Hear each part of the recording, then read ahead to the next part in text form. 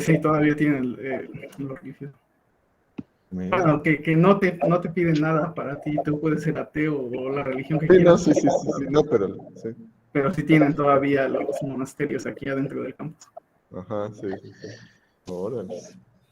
Bueno, pues ya iniciamos. Estoy muy contento de este día porque estamos en nuestra última charla de nuestro simposio en análisis física matemática de este año 2021. Les recuerdo que es manteles largos porque pues nuestro simposio está conmemorando también a ver si lo voy a decir bien, creo que la vez pasada me equivoqué en sacar la cuenta. Son los 20 años de operación de la licenciatura en Matemáticas Aplicadas y pues para broche de oro de nuestro simposium tenemos un egresado de esta licenciatura de la Lima que va a ser nuestro conferencista. Se trata del doctor Oscar Satarain Vera. El doctor Oscar, pues, estudió aquí, ¿verdad? Y yo me acuerdo de él con mucho entusiasmo, porque yo le di clase en algunas asignaturas. Él hizo su maestría en la UNAM, su doctorado lo hizo en la Kent State University en Estados Unidos, y desde hace poco, pues, terminó su doctorado y ahora está trabajando en el College of Saint Benedict y en St. John's University, que están en el estado de Minnesota, que también ahí le trajo muy buenos recuerdos al doctor Fierroel, que estábamos platicando justo antes de iniciar el anuncio de esta charla. Y bueno, el doctor Oscar nos va a hablar hoy sobre este tema muy de moda, puedo decir, muy de moda, que estamos pendientes, que yo también me gustaría escuchar y voy a estar muy pendiente de este tema, que es el Machine Learning. ¿No? Una vista panorámica es el título de la charla. Y bueno, yo creo que a ver si, ojalá después de la charla podamos, yo sé que Oscar está ocupado, por eso hay que correr un poquito, que él tiene que trabajar después de su charla, pero pues estamos muy contentos, Oscar, tú lo sabes, que estoy muy contento que aceptaste estar en dar esta charla y te dejo los micrófonos adelante. Muchas gracias. Sí, gracias. Bueno, como tengo que dar clase después, supongo que la presentación tiene cosas, digamos que el esquema está con cosas básicas al principio, decir de qué va esto de Machine Learning, y como toda presentación tiene que tener en algún momento teoría. La teoría va a aparecer más o menos como a la mitad. Al inicio va muy enfocado con un nivel básico. Y si tienen alguna duda, pueden interrumpirme durante la presentación y puedo comentar. Bueno, otra cosa que quiero decir es, este trabajo lo realicé cuando estaba en Kent State, durante mi doctorado. Bueno, entonces, la primera cosa es, ¿qué es esto del Machine Learning? O en español será, ¿qué es el aprendizaje automático? Y digamos que en un sentido general, tenemos muchos métodos con la computadora, donde se usa la experiencia, y esto con la experiencia es un poco subjetivo, porque hay personas, hay ciertos expertos que ya sea trabajando en ciertos problemas, dicen, mira, esto es lo que he visto que pasa, y vamos a creer que es cierto. Un poco experimentando ahí, y dicen, bueno, esto lo tenemos como el status quo, eso es lo que se cree que es cierto, y entonces Machine Learning vamos a hacer métodos computacionales usando eso que se tiene de la experiencia e intentamos mejorar algún rendimiento de ciertos procesos. Y esto es hasta cierta precisión. Y el problema es, ¿qué podemos considerar como experiencia desde un punto de vista en Machine Learning? Es toda la información que es pasada y que es disponible a la persona que va a aprender, al aprendiz. Y por lo regular esto está dado en forma de data, que no se imaginen que es una tabla en Excel que contiene un montón bueno, que es una matriz, sabemos que es eso, y contiene un montón de columnas con cierta información. Uno define ciertas variables que describen qué es lo que se quiere colectar, y todo se pone en forma matricial.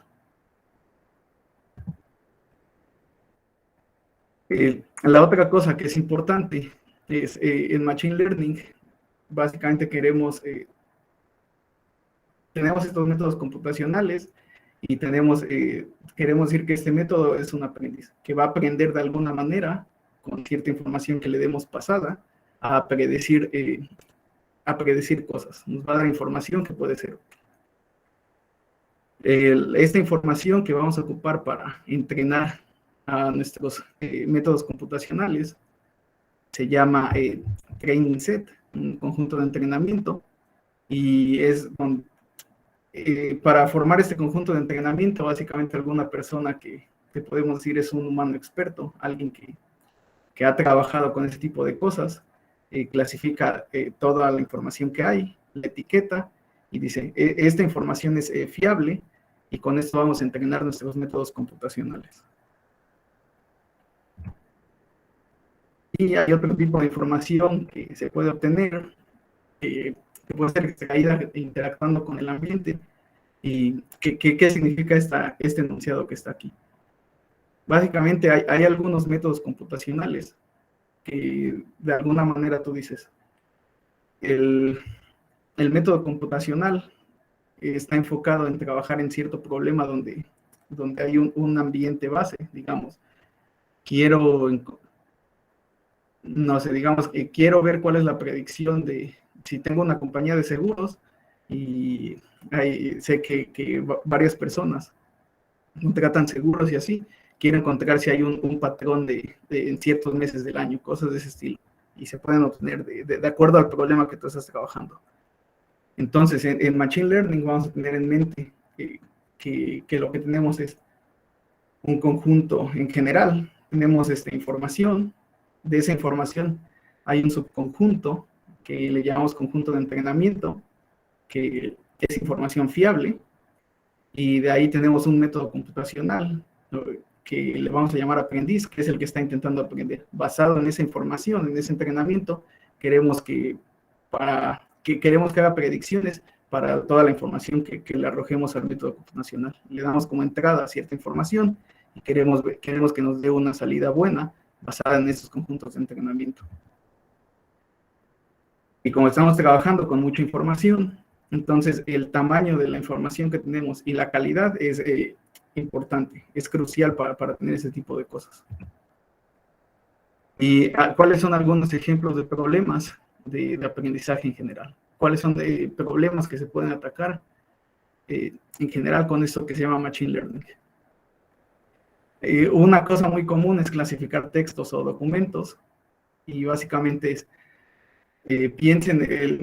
hay que pensar en el correo electrónico. Cuando estamos en Gmail o en la cuenta de correo que usen, cuando detectas que hay algo que consideras spam o esto que se llama phishing, tú puedes marcarlo como correo no deseado.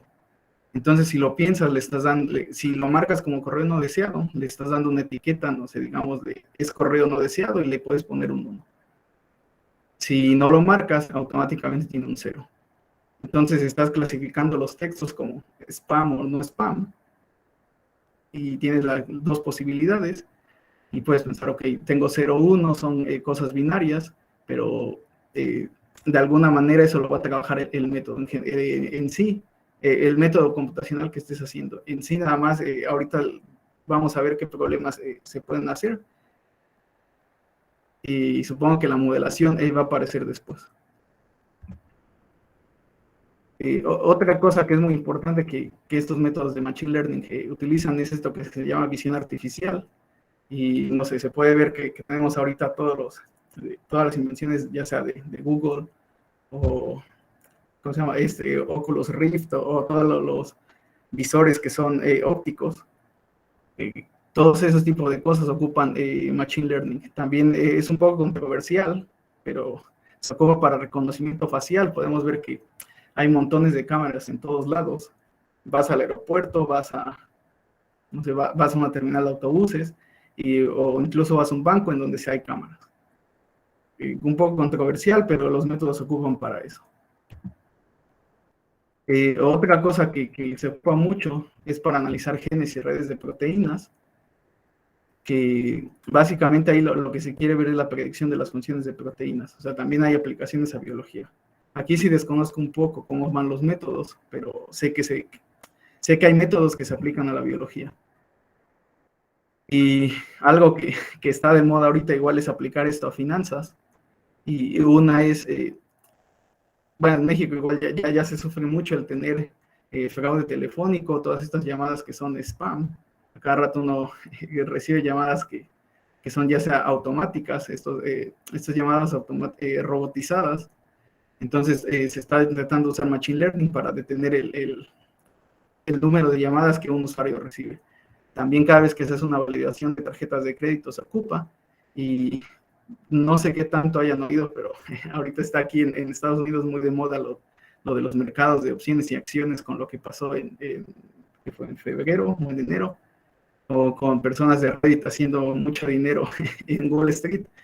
Entonces, hay esta compañía que se llama Jane Street, es lo que se llama en español, ¿cómo sería? Es un market maker, eso sería en español.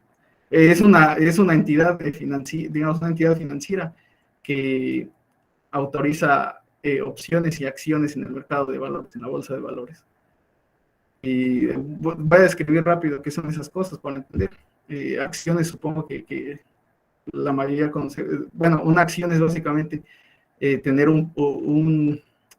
ya sea físicamente o virtualmente, un pedacito de una compañía, y opciones te dan el derecho ya sea a comprar ese tipo de acciones o venderlas a cierto precio. Entonces, ahorita es muy común tener que compañías grandes que se dedican a generar ese tipo de opciones, de decir, yo te vendo cierta cantidad de acciones a cierto precio. No importa si la acción sube, tú la vas a poder, si es de compra, no importa si la acción sube, tú la vas a comprar más barato. Si la acción baja, entonces tú la vas a poder vender más caro. Y todo ese tipo de cosas lo hacen algorítmicamente utilizando Machine Learning.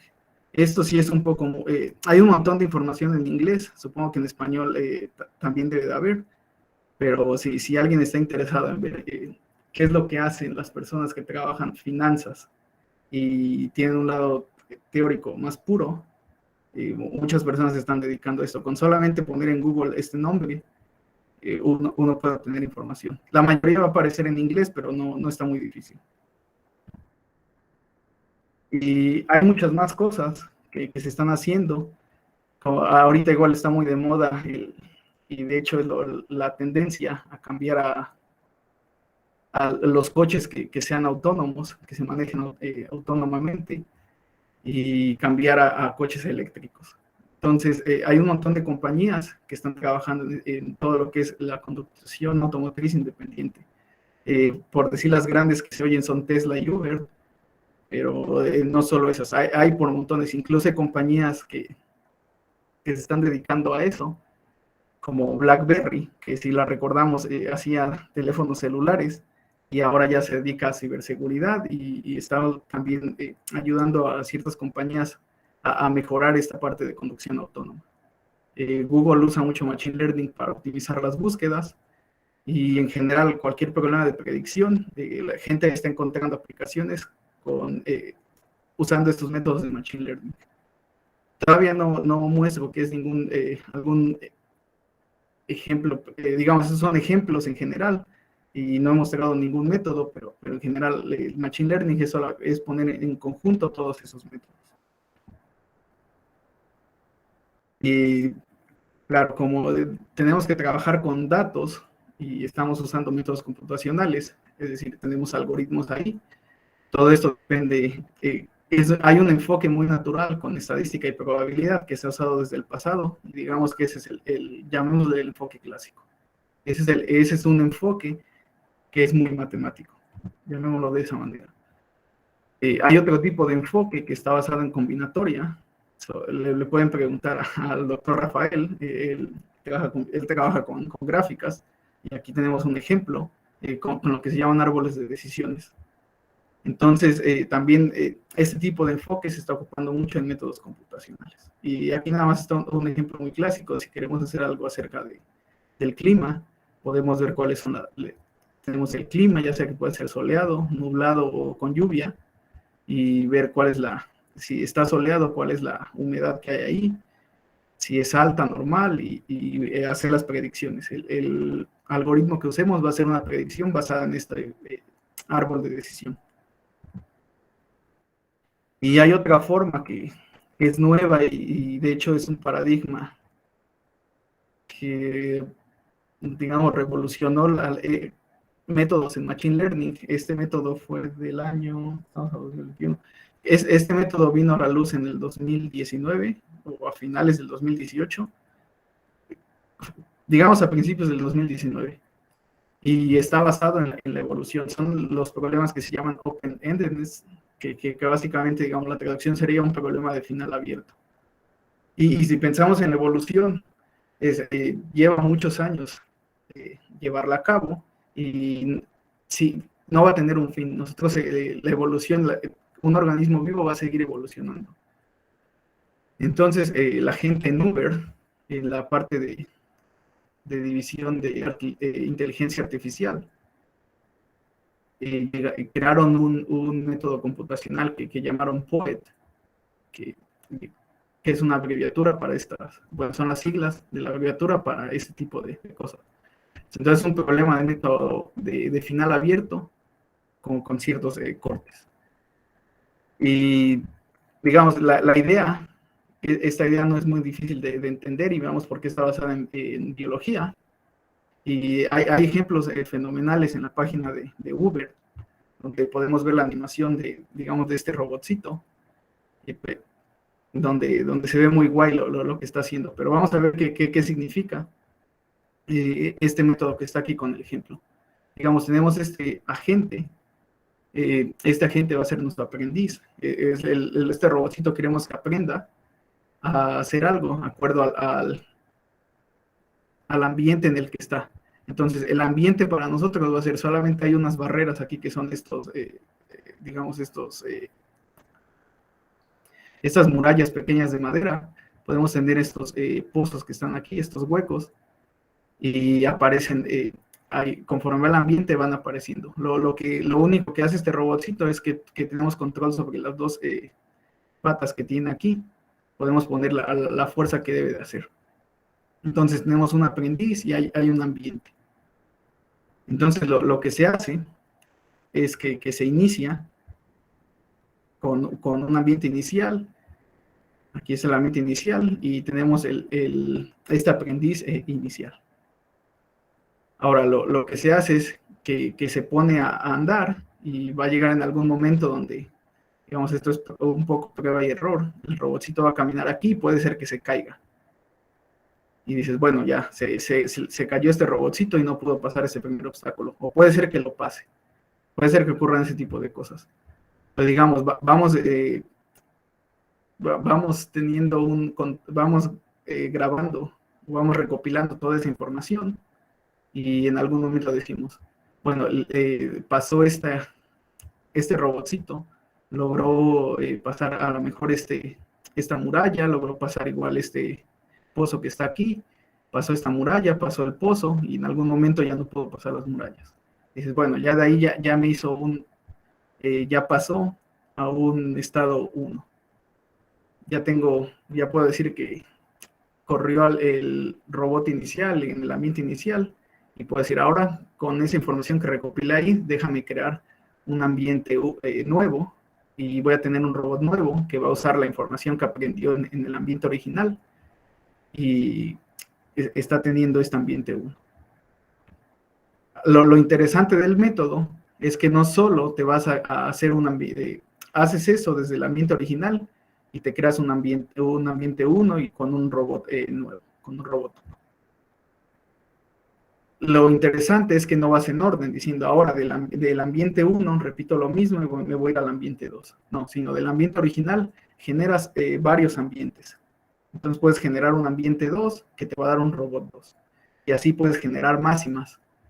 Lo que pasa, o cuál es lo importante de este método que hicieron las personas de Uber, es que te está diciendo, si piensas en términos de biología, tienes que este es como si fuera el padre, todo está iniciando aquí. Ese es lo que le llaman parent en inglés. Entonces, ese es el robot padre con el ambiente padre. Está generando varios al mismo tiempo. De ahí va a haber una retroalimentación tomando de todos los escenarios que se generaron, qué características fueron las mejores para crear, ahora sí, un ambiente 1 con un robot 1. Y de ahí se vuelve a hacer lo mismo, generando un montón de ambientes y hacemos lo mismo. Y el punto es que este robotcito, haciendo eso, va aprendiendo. Entonces es un poco basado en la evolución, donde dices, estaba el padre, de ahí se crearon un montón de escenarios, o un montón de esos escenarios son como si fueran los hijos, y de ahí se toman las mejores características de los hijos que se vieron en ese caso. Y lo que es diferente es que también, en lugar de ir solamente hacia abajo, hacia los hijos, también puedes hacer retroalimentación yendo hacia arriba. Y de verdad, este enfoque, bueno, antes de continuar, este enfoque es un poco más, tiene matemáticas que están ahí detrás, pero si uno se pone a leer lo que hicieron, tiene un poco más tiene matemáticas muy sencillas, y lo que tiene más son cosas de computación. Como es un poco, digamos, el principio está basado en biología, y la aplicación que tienen toma poder computacional para hacerlo, pero no es muy difícil de implementar. Es por eso que mucha gente ha empezado a ver ese tipo de algoritmos. Entonces, este es un algoritmo completamente, digamos, que no está en el enfoque clásico, donde también tiene probabilidad envuelta ahí en algún momento, pero no tiene probabilidad, no tiene, digamos, la probabilidad fuerte, la probabilidad que es muy teórica. Ahora, si nos vamos al enfoque clásico, en el enfoque clásico, visto desde probabilidad, existe algo que se llama generalización. Generalization sería en inglés. Si ponen esta palabra en Google y a un lado le ponen Machine Learning, van a ver que esto es lo que se hace desde ese enfoque, desde el enfoque de probabilidad. ¿Y qué es lo que sabemos? Lo que sabemos es que hay cierta verdad que está oculta, y lo que sabemos es que la podemos modelar con ciertas variables aleatorias que son independientes, idénticamente distribuidas. Si recuerdan, estaba diciendo al inicio que los problemas de Machine Learning tenemos un agente tenemos un aprendiz que queremos que aprenda algo y que con eso haga predicciones cada vez que le demos nueva información. Entonces, lo que conozco es, hay cierta verdad que está oculta. De la experiencia tengo mi conjunto de entrenamiento, mi training set, y de ahí, entonces de ahí yo hago un modelo y quiero que ese modelo aprenda basada en esa experiencia empírica que tengo ahí. Si yo le doy nueva información, quiero que el modelo prediga cosas buenas, y de ahí me está generando una nueva muestra. De ahí este método puede ser que ya tengo aquí una predicción, y esta nueva muestra, ya sea que si es buena, de alguna manera puedo cuantificar qué tan buena es. Puede ser que la ponga junto con el conjunto de entrenamiento, o que simplemente sea una predicción que tengo ahí.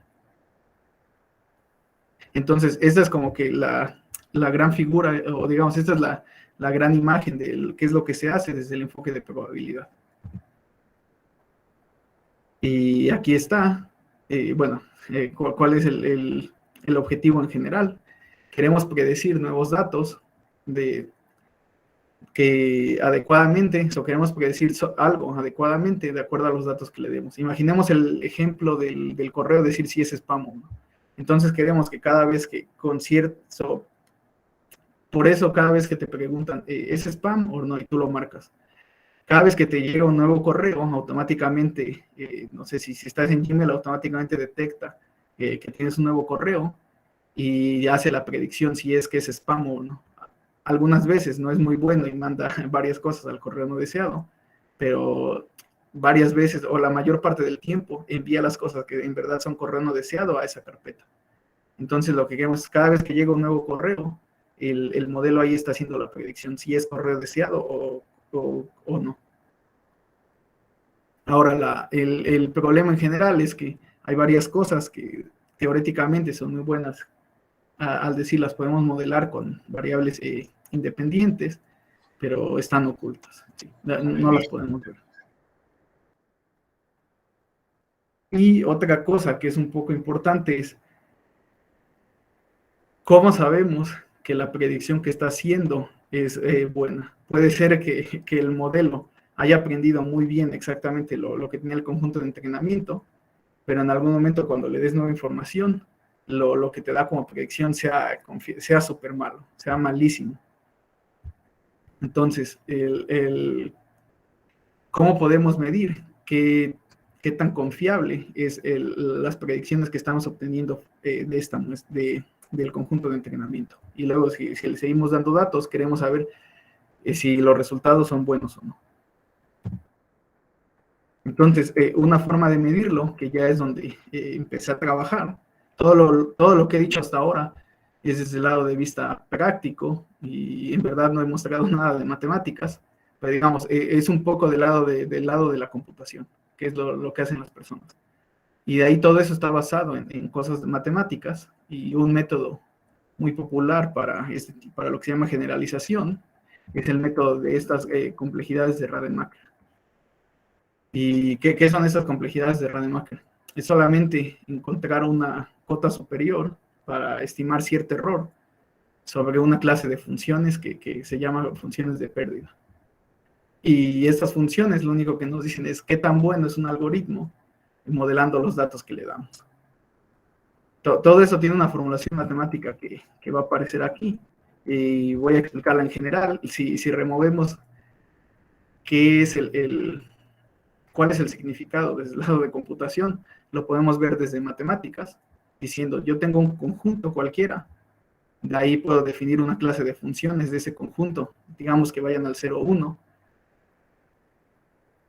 y se pueden definir que vayan a otro intervalo, o que vayan solamente a 2 valores, o así.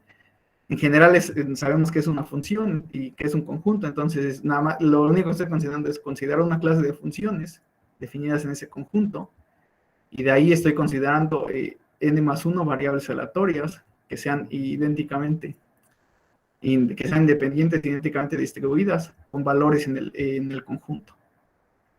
Esto debe de recordarles un poco a cálculo con esto de épsilon delta.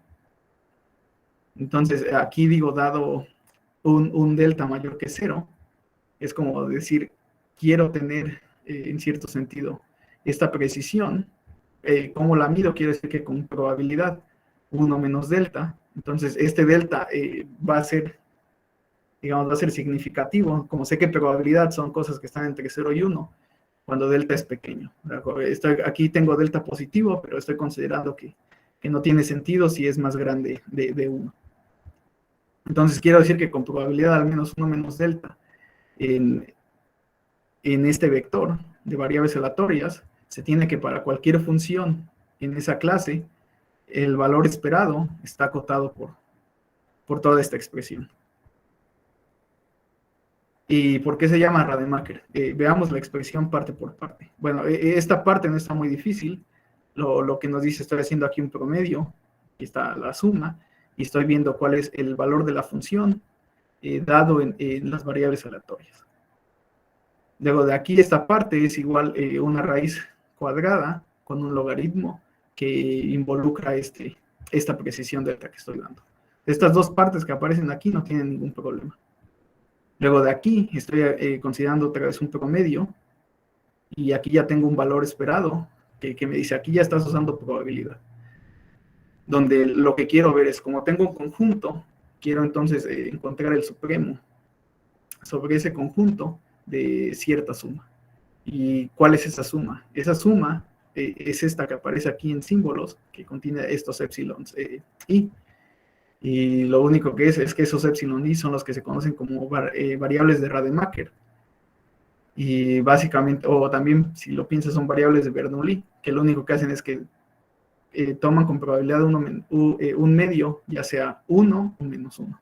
Entonces aquí estoy haciendo esta suma, y lo que quiero obtener es el supremo sobre esa suma, dado que, bueno, aquí está restringido al vector X, porque estoy viendo sobre estas variables, estas n variables aleatorias. Entonces, ¿qué es este método? Teóricamente se tiene esto que está aquí, y es una buena idea si puedes encontrar una cota superior para esta parte que está aquí, para este valor esperado, y algunas veces en ciertas aplicaciones, incluso teniendo una cota inferior, te dice algo, tiene cierto significado. Entonces, otra vez como estaba diciendo, viendo aquí el objeto importante en el que estamos interesados, que tiene matemáticas, es este que está aquí. Bueno, todo tiene matemáticas, pero digamos, el que tiene cierta parte de probabilidades, ¿cómo puedo encontrar algo para este valor esperado? Y otra vez vuelvo a poner que es lo que estamos trabajando. Entonces, cada vez, si se dan cuenta, empecé diciendo esto, mucha gente lo ocupa en cosas aplicadas, y lo que yo hice en mi doctorado fue, bueno, no entiendo muchas cosas de los métodos que tienen ahí, o no los he visto con detalle, pero tengo cierto conocimiento de probabilidad, y esa parte sí la entiendo. Vamos a ver qué es lo que se puede hacer teóricamente de ahí. Entonces, otra vez vuelvo a decir, estamos trabajando con un conjunto cualquiera, una clase de funciones, y vamos a poner que la clase de funciones valores reales, y considero este vector arbitrario.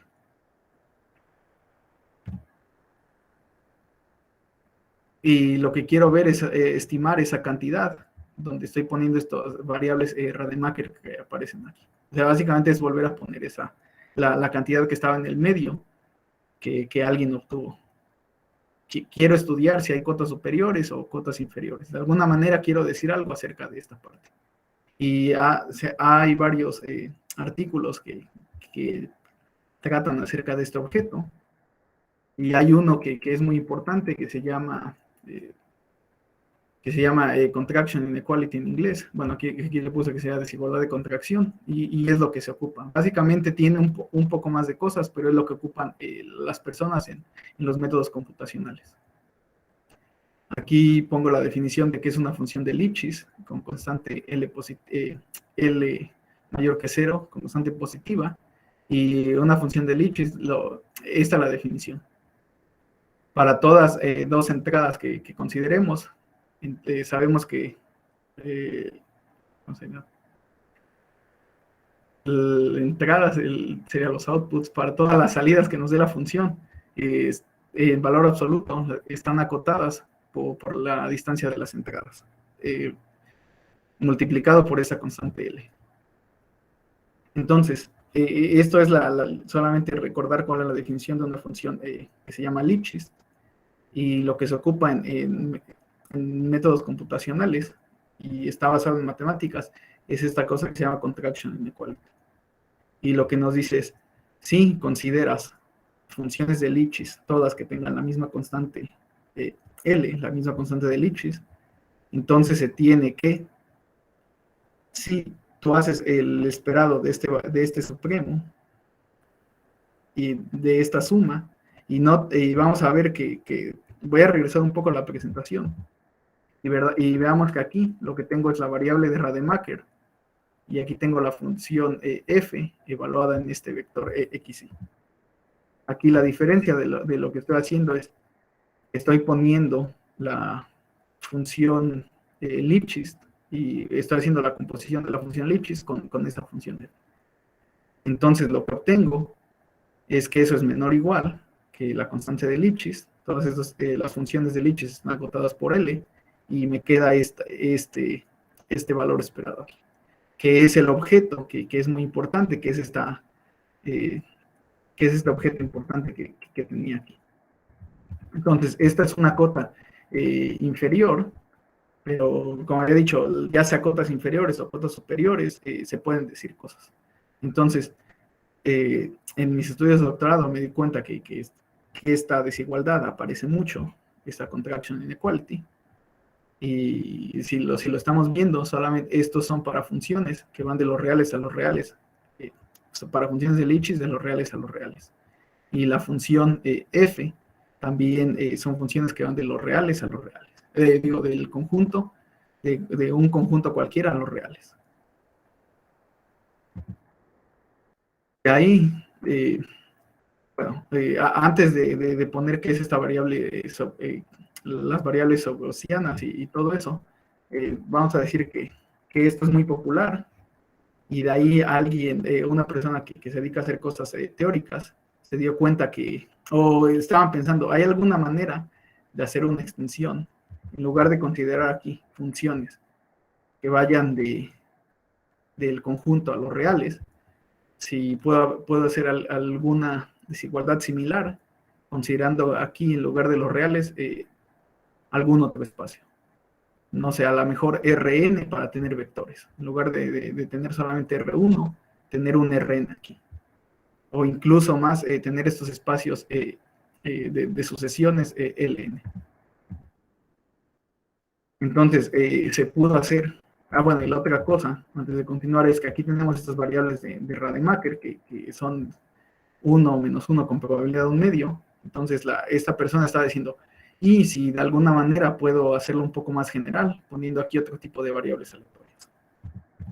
Entonces, esta persona que se llama Andreas Maurer fue capaz de extender esta desigualdad para vectores y lo hizo de la siguiente manera. Tengo que introducir cierto tipo de variables, pero estas son solamente definiciones.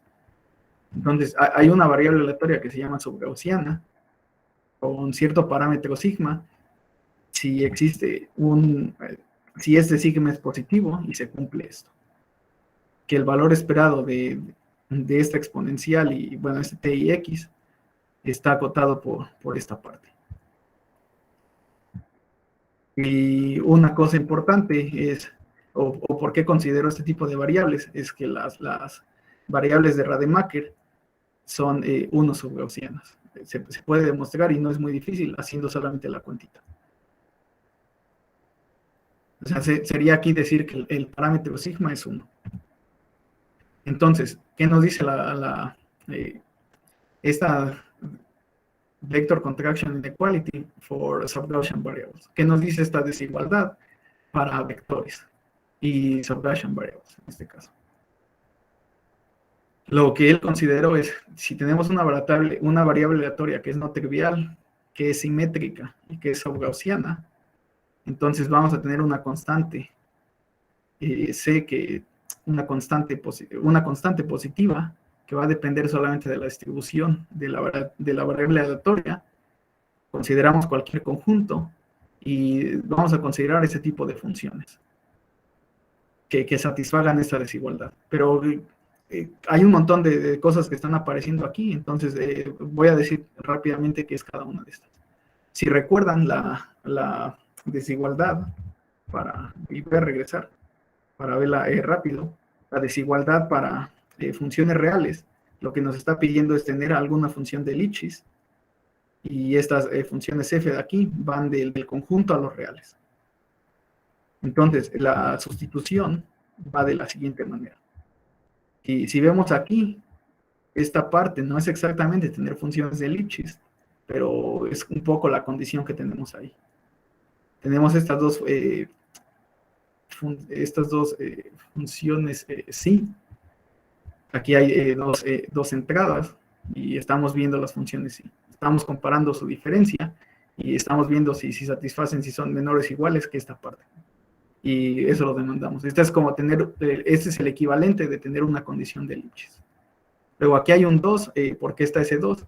Si recuerdan, esas funciones todas fueron del conjunto a los reales, entonces aquí las funciones van a ser de cualquier conjunto, pero vamos a ir incluso más aún, en lugar de ir a los reales o a R2, vamos a ir al espacio de sucesiones L2.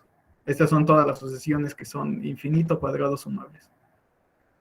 Entonces, lo que él probó es, sí, tenemos esta variable aleatoria no trivial simétrica y que es subgaussiana, y pedimos que esto se cumpla, se va a tener que esto pasa, que va a haber una constante, y si esto se satisface, entonces tiene que existir la constante C, que sería el equivalente de decir, tenía la constante de Lipschitz, aquí tengo igual mi condición de Lipschitz, y el valor esperado de este supremo, con esta suma, va a ser acotado por esta parte que es aquí. Si la comparamos, no luce como como la desigualdad para los reales, pero aquí, rápidamente se va a ver que es eso, si ponemos aquí. Si consideramos funciones de Lipschitz y luego hacemos una, ¿cómo se llama? Si hacemos una composición con un funcional. Y la diferencia es que aquí tenemos una doble suma. Si recuerdan, en el caso para una variable, aquí aparecían las variables de Rademacher, los epsilon y aquí aparecían los f evaluados en los x. Aquí lo que tengo son estas variables aleatorias, que no son de Rademacher, pero son mejores, que son estas variables gaussianas. Y esto sería como tener esa parte con los FI, aquí tengo estos phi. Entonces, no estoy logrando tener una suma, pero tengo esta doble suma. Ahora, si aún así se puede decir algo más aún, si tenemos una variable de Rademacher, podemos elegir, de hecho, que la constante sea raíz de 2. Ahora, ¿por qué se ve que esto digamos, es como que la generalización para vectores y para variables gaussianas? ¿Y cómo se puede ver que de verdad es una generalización? Bueno, sí, que hay aplicaciones ya de Machine Learning donde lo que hacen es, yo voy a sustituir x por una variable de Rademacher, sé que la constante c se puede poner como raíz de 2. Les voy a considerar una clase de funciones que vayan de cualquier conjunto, pero en lugar de ir ahora a los reales, le voy a pedir que vayan a este L2 para ocupar este resultado.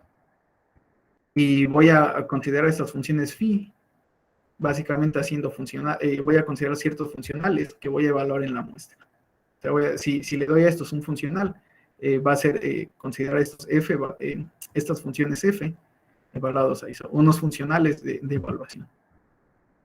Y de ahí voy a considerar una de estas funciones que llamo pérdida, que digamos que igual es de Lipschitz, pero ahora la puedo generalizar diciendo que va de L2 a los reales con norma L. Entonces, lo que me da, poniendo todo esto junto, en el teorema anterior, es que si considero cualquier conjunto, considero ahora mi clase de funciones la extendí, en lugar de ir del conjunto a los reales, va L2. Y estas funciones de Lipschitz, en lugar de ir de los reales a los reales, claramente para poder hacer la composición con f, van de L2 a los reales, entonces se obtiene esta desigualdad. Esto era lo que tenía en la desigualdad, que iba de los reales a los reales, y la diferencia es que en el lado derecho tengo ahora esta raíz de 2, y tengo aquí la doble suma. Y aquí estas variables de Rademacher tienen doble índice. Pero es muy similar, si recuerdan, para el primer caso, aquí era tener una suma con un índice, y aquí también tenía solamente un índice. Entonces, sí es de verdad una generalización de este tipo de desigualdades. Bueno, esto lo hizo alguien más, lo hizo Andreas Maurer, y de ahí dije, bueno, esto yo lo entiendo, las pruebas que él las estaba haciendo, de hecho, las estaba haciendo para conjuntos finitos y ciertas cosas, consideraba cualquier conjunto, pero en algún lado pedía él cosas finitas. Pero de hecho se pueden extender y quitar restricciones. Entonces dije, bueno, todo esto lo entiendo, de alguna manera vamos a intentar hacer lo mismo. Él lo que hizo fue, tenía las variables de Rademacher, y sé que las variables subgaussianas son otras variables que están ahí, y la variable 1 subgaussiana se convierte en una variable de Rademacher. Y viendo las pruebas, lo que yo estaba haciendo en mi doctorado fue como que todo esto tiene matemáticas, todo esto lo entiendo, y de alguna manera, ¿qué tal si hay otro tipo de variables aleatorias que se comporten como las variables subgaussianas, que pueda decir algo de ellas? Entonces, siguiendo métodos y haciendo ciertas adaptaciones al método de lo que hizo Andreas Maurer, yo pude hacer en mi doctorado una extensión de esto para otro tipo de variables aleatorias, para las variables aleatorias que se llaman p-estables. Entonces, hay un poquito de diferencia entre estas variables aleatorias y las variables gaussianas, pero la definición es casi la misma. Y el método es muy similar. Defino que es una variable aleatoria p-estable, y otra vez él pedía condiciones de simetría. Yo aquí lo que tengo es una variable aleatoria que sea simétrica, va a ser llamada P estable, y vamos a notar que P aquí está entre 0 y 2, y no hay variables P estables para P mayor que 2. Simplemente no existen. Entonces, estas variables P estables solamente están en este rango. Y la definición es, si para algún sigma mayor que 0, mayor o igual a 0, lo que se conoce en probabilidad que la función característica, que es este valor esperado de esta exponencial, sea igual a esta cosa que aparece aquí. Y bueno, para los, digamos, como también, si lo vemos desde el punto de vista de análisis, es decir, que su transformada de Fourier, ahí escribiendo qué es este valor esperado como un integral, nos da sería diciendo que la transformada de Fourier es esta parte, esta exponencial que aparece aquí. Y la ventaja de este tipo de variables aleatorias P estables es que como su nombre lo dice, son estables en el sentido de que hay cierto comportamiento bueno para las colas de estas variables. Entonces, se tiene este comportamiento asintótico para este tipo de variables. Y si considera una multiplicación por un escalar o sumar de este tipo de variables aleatorias, que son P estables, vamos a obtener otra vez una que es P estable con el parámetro. Va a cambiar, pero todavía sigue siendo P estable. Entonces, siguiendo la misma metodología, tengo ya este tipo de variables aleatorias. ¿Qué es lo que puedo hacer en esta desigualdad que hizo Moore? O lo que yo obtuve en mi doctorado fue hacer lo mismo, la desigualdad para vectores, pero ahora lo que voy a reemplazar son las variables gaussianas por esas variables P estables. Y hay cierta, bueno, hay cierta cosa que debo de decir, que notemos que las variables P estables son para el rango de 0 a 2, y aquí esta variable aleatoria, o este resultado, solamente está para el rango de 1 a 2. Y en algún momento voy a decir, y ahora sí, digamos, esto es todo sí, todavía no hago ninguna prueba, pero ya en algún momento voy a decir cuál es la idea detrás de la prueba para ese teorema, para finalizar.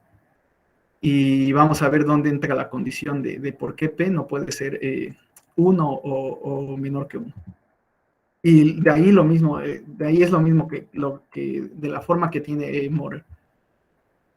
Existe una constante. Ahora, él lo hizo solamente para L2, pero aquí yo lo voy a hacer para todos los P que están en este rango. Entonces va a ser una constante que depende de P y depende de la distribución de esta X que estamos considerando, y de ahí sigue lo mismo. Cualquier conjunto S, ese tipo de funciones que van a los reales aquí, y este tipo de funciones aquí, en lugar de ir a L2, ahora van para LP, donde P está en este rango. Y de ahí la misma cosa, se satisface esta condición que es como una condición de Lipschitz con la norma P, y la conclusión es la misma. Si vemos este valor esperado de este supremo, se obtiene esta desigualdad. Si vemos de ahí, básicamente lo que cambia es la constante, depende en P y en la distribución. O sea, lo que estamos añadiendo es que esta constante depende en P, y aquí tenemos lo mismo. Bueno, que estas van a ser copias de estas stable variables.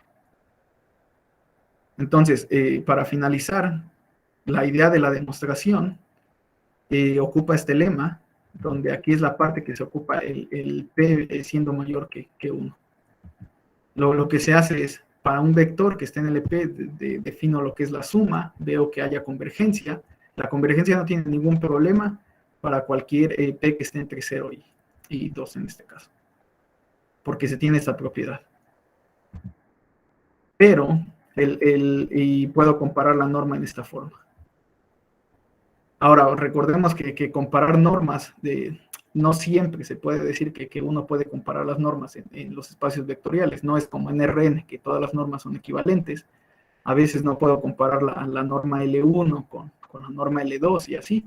Entonces, la restricción del P con 1 y 2 está en ese sentido.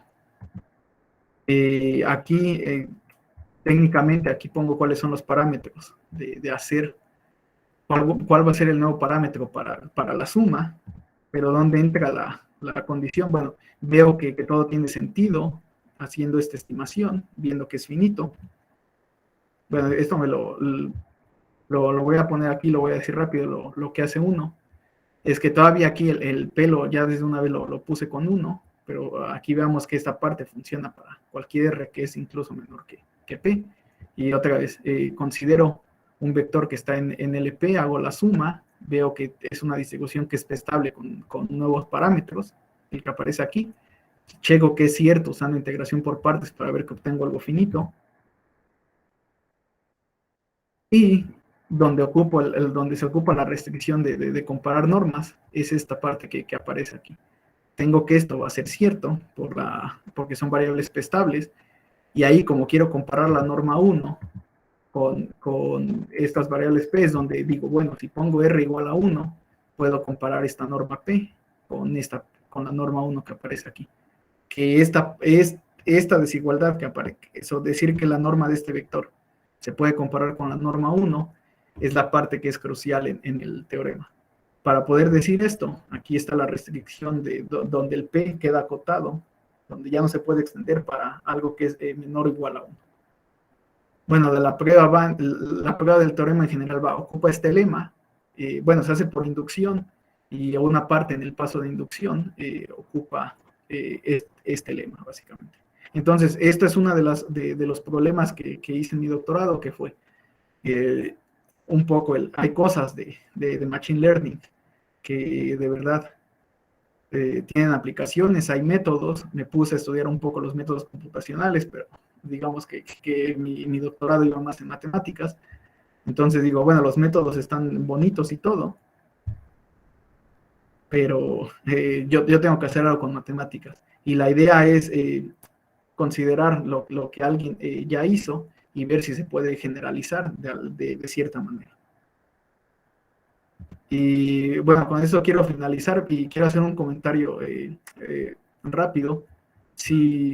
Como sé que esta plática es para, bueno, digamos, lo último es muy formal, pero si alguien está interesado en todas las aplicaciones que se hacen en Machine Learning y de verdad no tiene uno muy claro si quiere continuar uno en el posgrado o no, una recomendación muy importante es que hay varios tutoriales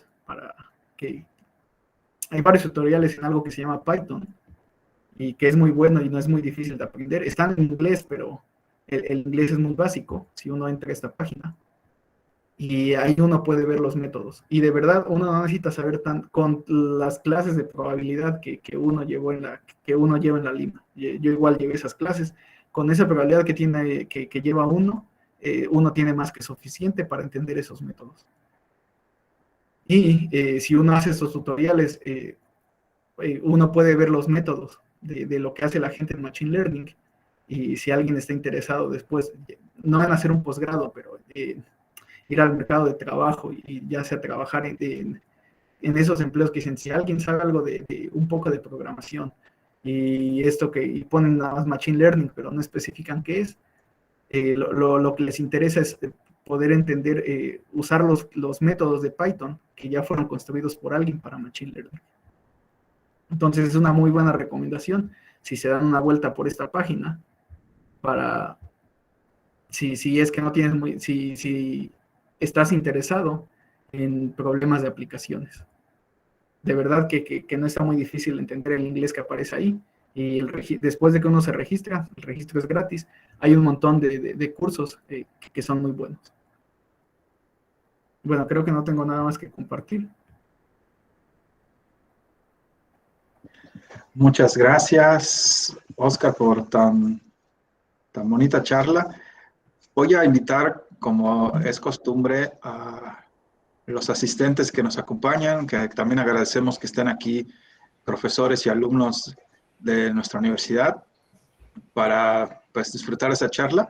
Y vamos a, por favor, abrir los micrófonos y darle un aplauso merecido a Oscar por su bonita charla, por favor.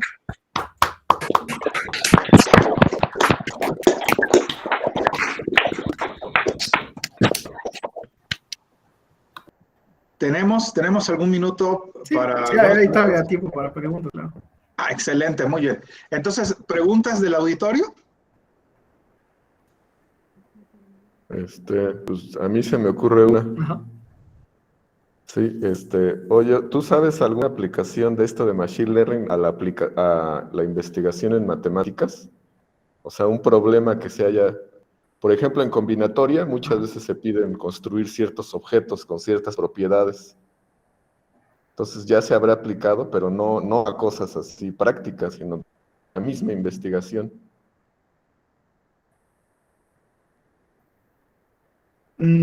A la misma, ok, algo a la misma investigación. No estoy seguro si ya alguien lo intentó, pero supongo que a lo mejor sí puede haber algo, pero no estoy seguro, no he buscado más en cosas más a la Sí, investigación. sí, ya ahorita estaba porque me puse a buscar en Ajá. Google y cuando pongo, por ejemplo, así Machine Learning, Math Research, todo lo que me sale es qué tipo de matemáticas hay que saber para aprender Machine Learning.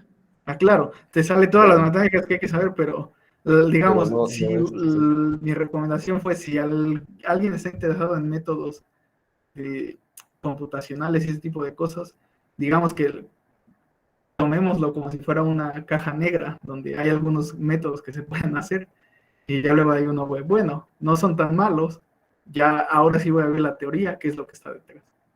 Como que tiene la ventaja de que alguien ya, teóricamente, algunos métodos ya son muy buenos, y hay otras cosas que se pueden mejorar desde el punto de vista teórico. sí. Gracias, Oscar. Uh-huh.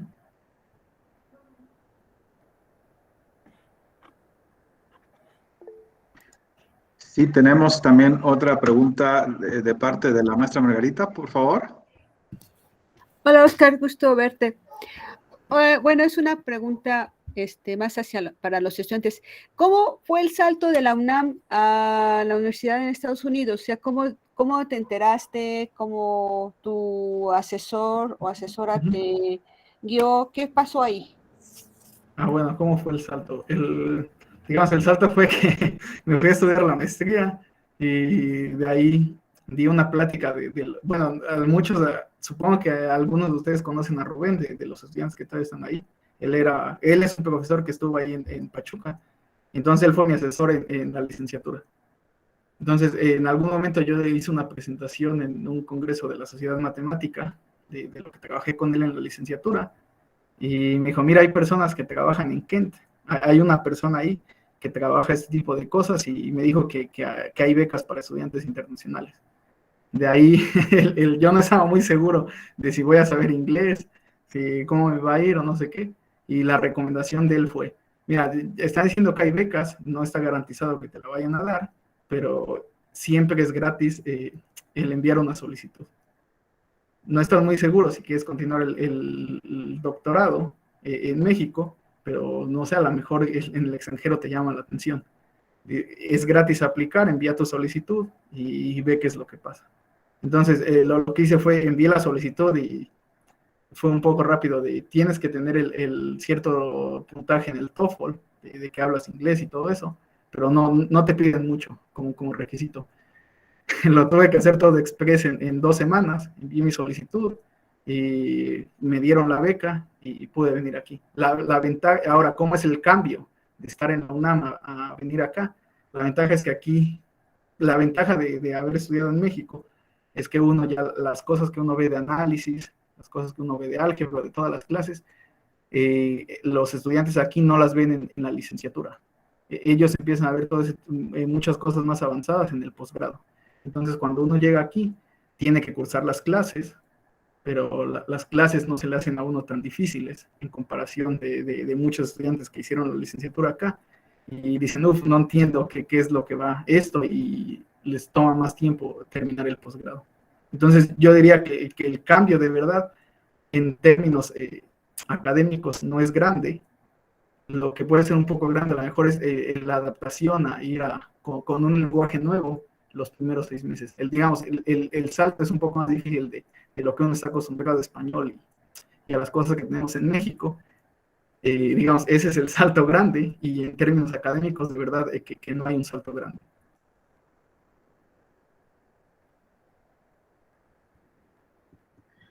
Muchas gracias por la pregunta y por la respuesta también.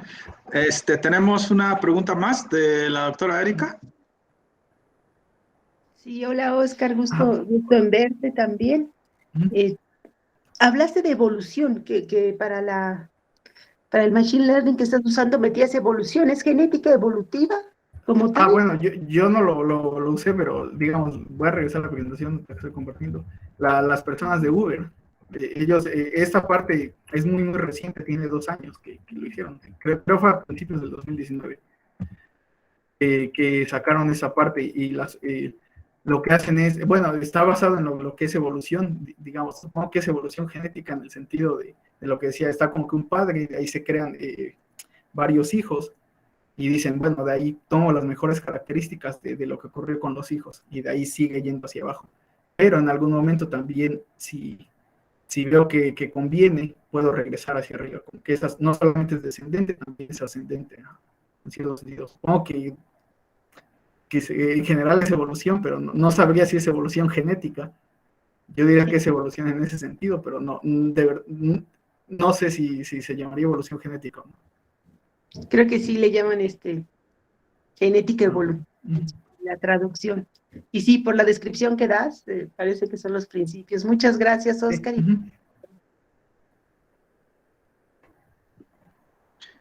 Muy bien, si no hubiera más preguntas, a mí me gustaría entonces presentarle a Oscar. Bueno, aquí voy a compartir mi pantalla para presentarle su reconocimiento, que es una costumbre también. El reconocimiento que se hace, que me da gusto presentarle a Oscar, dice la OEH-ICB y otorgan el presente reconocimiento al doctor Oscar Zatarain Vera por impartir la conferencia Machine Learning, una vista panorámica, misma que se efectuó en modalidad virtual el día 12 de noviembre del 21 en el marco de las actividades del 16 Simposio Análisis Física Matemática 2021. La firman el director del ICBI, que es el doctor Otilio Acevedo Sandoval, y el jefe del área, que es el doctor Roberto Ávila Pozos. Entonces, te la envío a tu correo, Oscar, Sí, en gracias. un momento. Y yo quisiera entonces concluir esta charla pidiéndole una vez más al amable auditorio que está con nosotros abrir sus micrófonos y darle un último aplauso a Oscar. Gracias.